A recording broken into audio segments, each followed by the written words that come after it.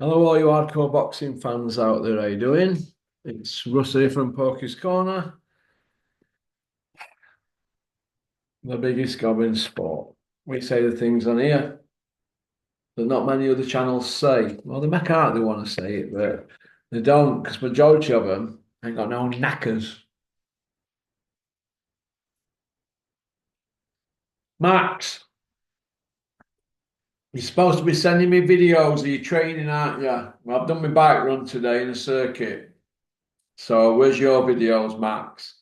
I told you consistency is the key to getting fucking guns like me, kid. Well, you've got to put the effort in, Max, if you're going to be a professional boxer. All right. You're going to get an offer in next few weeks to fight Adrian King, Curtis Woodhouse's fighter. So Adrian could do with a good workout and he might be able to knock some sense into you, Max. What do you think? Wiggy Max stick on here, but he's all right, Max. He's a lovely kid. Uh, Big shout out to Julian. Thank you. I've heard you've been watching the channel and Andy's channel. Well done. You need to watch Canada's boxing channel, Bob's. So I'm just waiting on Anthony to let me know if he wants to do a two-parter. It's all good stuff. There'll be no going out tonight after 5 o'clock. I've had orders. But right, here we go. What are we now into March? Saturday, innit? 8th today, innit?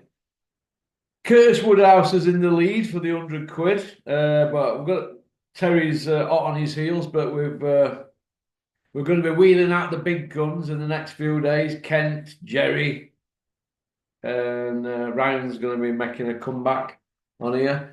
People keep asking for Adam, the kid, the Irish kid who lives in San Francisco. He's moved back to Ireland now, so he's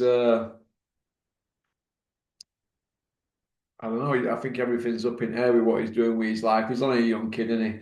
So I don't think he'll be coming on again. Somebody's just asked about Dale Nichols coming on. He's a flash from the past, isn't he? Dale Nichols is only in Lichfield. Uh, Dale won't be coming on, so that boat has gone. That's it. So it's all good stuff.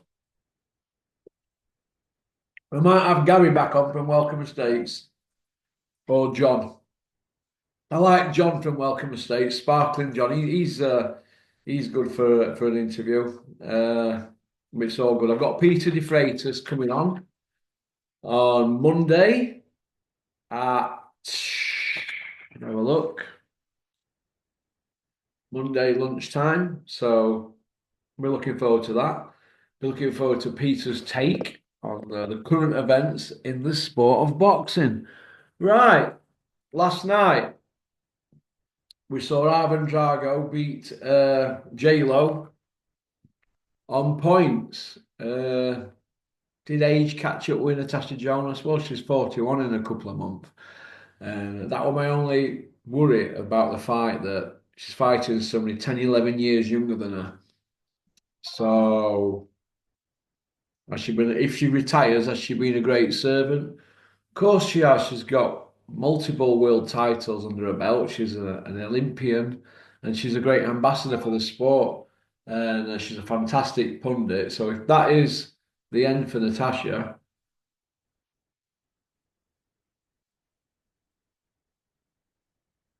it's sad, but father time waits for nobody, doesn't it? Or mother time, because she's a female. But I wish her all the best. She's a lovely lass. I've had her on channel. She always got a big smile and she never has bad words to say about anybody. And I wish her all the best. That's about it, really. So good luck to Natasha Jonas. I thought the Sky lot were they were all reading off at the same hymn sheet, weren't they? And disappointing. Disappointing from Macklin because he's a ex-Joe G fighter, isn't he? But not that we're saying we want favours from these pundits. No, we don't. Roy Keane don't give anybody favours, whether the Man United or Forest, does he? No, we don't want favours, but what we don't want are narratives.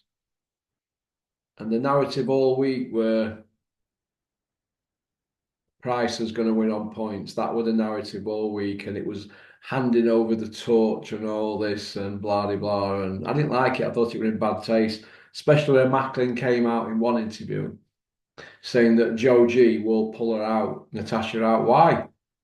Somebody who's got two stoppages in 8 fights. She's hardly Anne Wolf, is she? You know what I mean? So I thought that were in bad taste. But they've got to big the next thing up, haven't they, at Sky?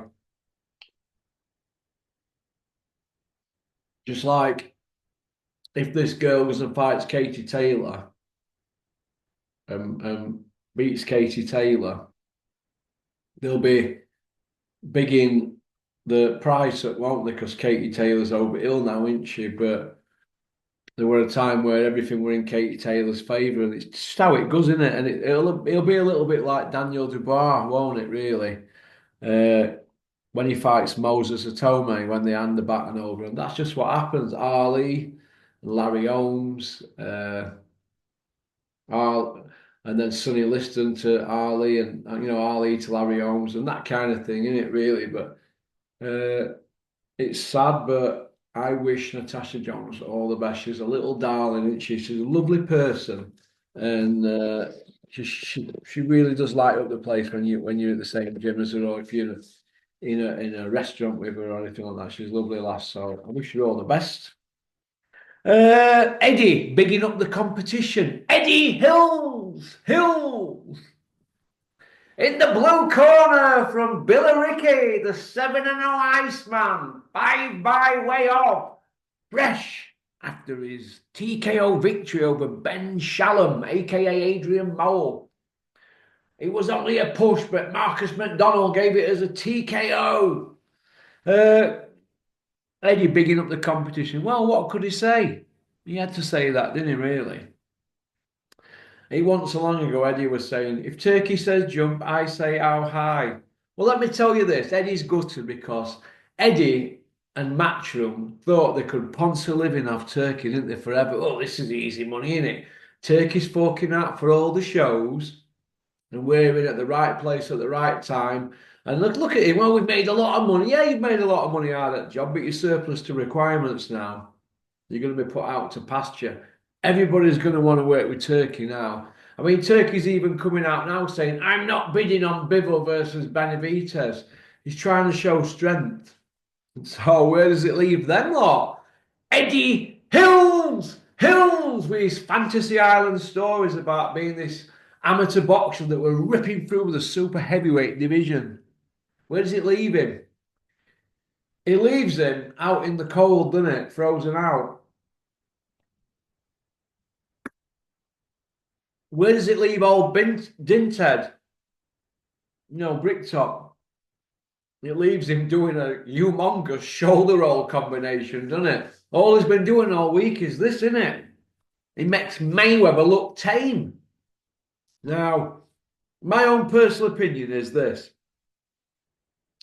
Turkey's been hanging around with these lot now for about 2 years, and he's weighed them all up on it. He'll have had a good look at them all. At first, they were all tiptoeing about, weren't they? John Fury were like Mr. Humble, wanting, oh, these are really lovely people out here, and you've got to behave out here, and oh, the service is brilliant, the hotels are great, the food's amazing.